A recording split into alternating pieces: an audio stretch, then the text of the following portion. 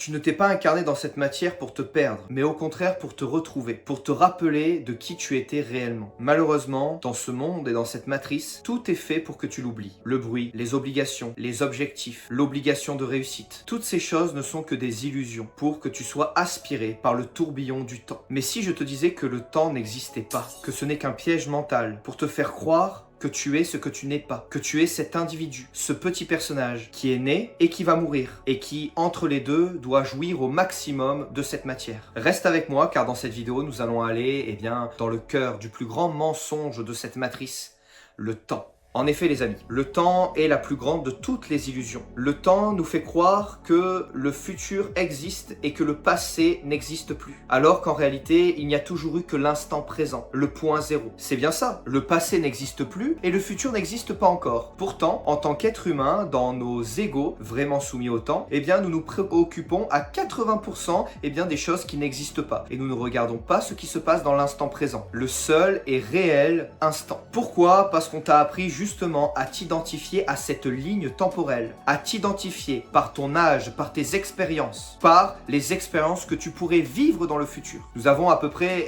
une période de vie de entre 80 et 100 ans et tu es classifié de jeune à moins jeune, d'enfant à adulte. Tout ceci ne sont que des pressions et des prisons mentales. On t'a appris à te dire je suis né, je suis un individu et je dois réussir ma vie selon les standards des cultures qui diffèrent au fur et à mesure des pays et des continents. Mais l'âme, notre véritable être, le conducteur de ce véhicule terrestre qu'est le corps humain, l'ego, le personnage avec un nom et un prénom, lui n'est pas soumis au temps. Notre véritable être supérieur n'est pas soumis à la temporalité. Et il le sait bien, tout n'est que cyclique. L'âme vit dans un cercle, le cercle de l'illusion du temps, s'incarnant d'ego en ego, ne pensant que le temps n'est que ce qui est. Alors qu'en réalité, l'objectif est justement de s'échapper de cette roue des incarnations et des réincarnations, de s'échapper de la roue du temps, dans laquelle l'âme s'est volontairement mise prisonnière. Le maintenant et l'instant présent est le seul portail vers l'émancipation et la libération de ce cercle vicieux qui nous fait croire que le temps existe. Les anciens, les initiés, les mystiques, les mages et surtout les gnostiques, tous le disent à leur manière. Le temps est une illusion de la chute. Dans l'enseignement gnostique, l'homme, lorsqu'il a chuté, en décidant de vivre volontairement dans les plaisirs éphémères et donc de se soumettre volontairement au temps, dont sa personnification est Chronos, en pratiquant ce qui s'appelle le baalisme, dans une espérance illusoire d'une immortalité en consommant ses congénères, il s'est volontairement soumis à ce faux dieu, au dieu du temps, appelé aussi Chronos, dont les représentations le montrent souvent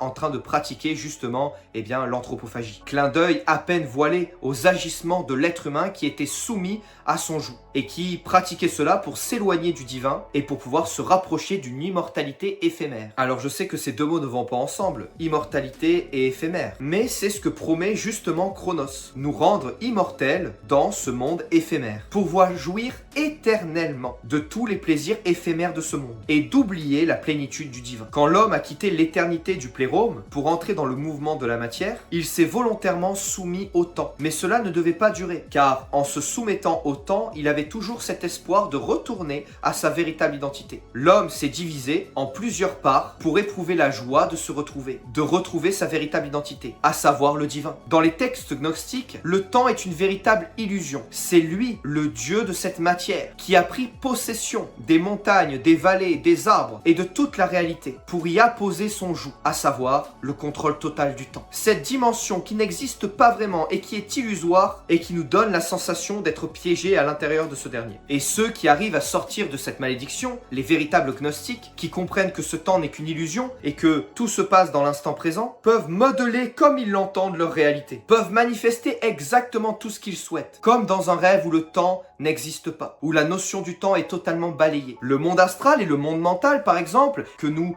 explorons lorsque nous faisons des décorporations, sont justement des preuves que le temps n'a pas son contrôle partout, que le temps n'a pas apposé son joug et son sceau partout, puisque dans l'astral et dans le mental, justement, la perception du temps change, comme si nous en devenions plus libres. Donc c'est bien dans cette matière que le temps est le plus palpable, et dans les dimensions qui se rapprochent de la subtilité maximale, à savoir le plérôme, ce temps-là se dissout, et nous sommes moins assujettis à ce dernier. Ne soyons plus esclaves de ces propres prisons mentales que nous nous sommes construites. Car le mental lui-même vit hors du temps. C'est nous, êtres humains, voyant dépérir ce corps, soumis au temps, qui nous sommes identifiés à lui et qui avons donc pensé être nous aussi soumis au temps. Mais ce corps n'est pas votre individu entier. Ce corps est une infime partie de l'être que vous êtes. Vous êtes le conducteur de cette voiture et vous n'avez jamais été la voiture. Un exercice très simple les amis pour sortir du joug du temps, eh bien c'est de profiter de l'instant présent. C'est de contempler, en marchant, en allant faire une randonnée, en regardant un beau paysage. De se placer dans ce point zéro qui ne se situe pas dans l'esprit mais qui se situe dans le cœur. En se centrant dans le cœur, en appréciant et en contemplant ce qui se passe tout autour de nous. Comme si le temps s'était arrêté. C'est à ce moment-là que nous sortons de l'illusion du temps. Et au plus nous y sortons, au plus nous nous imbibons de ce qui se passe à l'extérieur du temps, à savoir la manifestation du divin. Le passé et le futur n'existent pas. Il n'y a que l'éternel présent. Nous nous sommes volontairement soumis pour éprouver des plaisirs éphémères et espérer qu'un jour, eh bien, nous soyons immortels dans cette matière. Tous les jeunes sont fans de ces êtres qui vivent éternellement. L'épopée de Gilgamesh est justement ce message. L'homme qui cherche l'immortalité dans la matière pour jouir des plaisirs éphémères dans un temps non connu, de manière éternelle. Cette recherche de l'immortalité est commune aux hommes qui ont décidé de chuter, qui ont décidé de servir le dieu du temps, Chronos, représenté comme un anthropophage, car c'est justement en cela que consistaient les rituels d'adoration à ce dernier. Petit clin d'œil à Baal, à Moloch, à tous ces êtres dont on leur demandait des sacrifices. Souvenez-vous donc de cette phrase les amis, on n'est pas venu ici pour se perdre dans le temps. On est venu ici pour se rappeler de qui nous sommes. Sauf que cette mission, devant durer quelques siècles, a duré des dizaines de millénaires. Nous sommes ici incarnés pour nous rappeler de qui nous sommes, pour sortir de ce joug. Et tant que nous n'aurons pas compris que nous sommes soumis au temps et que notre objectif c'est de nous en libérer, nous continuerons inlassablement à nous réincarner pour apprendre, pour comprendre. Alors veillons les amis, comme le symbole du gnostique qui est le coq, et sortons la tête de l'illusion du temps. Ce monde essaye de t'attacher à ta montre, à une horloge, à une temporalité, à des saisons. L'âme, elle, ne vit pas au gré du temps. L'âme, elle, est éternelle. Ton âme n'a pas d'âge, elle ne vieillit pas et ne meurt pas. Elle reste toujours dans un état d'éternel présent. Cet être supérieur, que l'on peut considérer comme l'âme, attend juste une chose, c'est que tu te souviennes que tu es lui, que tu es cet être supérieur, et non pas cet ego et ce personnage, que tu penses être le personnage principal, individuel. Si cette vidéo a réveillé quelque chose en toi, partage-la. Bon nombre des personnes qui regarderont cette vidéo ne comprendront pas l'essence de cet appel. Mais si tu as reçu l'appel de ton âme de sortir du joug et de cette soumission au temps, n'hésite pas à partager cette vidéo, à regarder mes liens en description pour avancer sur le sentier initiatique et découvrir qu'en réalité, de manière palpable et matérielle, que le temps a toujours été une illusion et qu'il est très simple d'en sortir lorsque nous en avons les outils. Beaucoup d'âmes dorment encore, prisonnières de l'illusion du temps. Mais aujourd'hui, il est temps pour toi de te réveiller, de te souvenir de qui tu es. Et le réveil de toutes ces personnes qui t'entourent commencera toujours par le témoignage d'un être qui a réussi à tout manifester et à sortir du joug du temps, à sortir du contrôle du temps. Et cet être, eh bien dans ton entourage, ce sera peut-être toi qui aidera les gens à se rappeler justement, eh bien qu'ils ne sont que des émanations de la même divine présence. À très bientôt les amis, vous avez tous mes liens en description, vous avez toutes mes initiations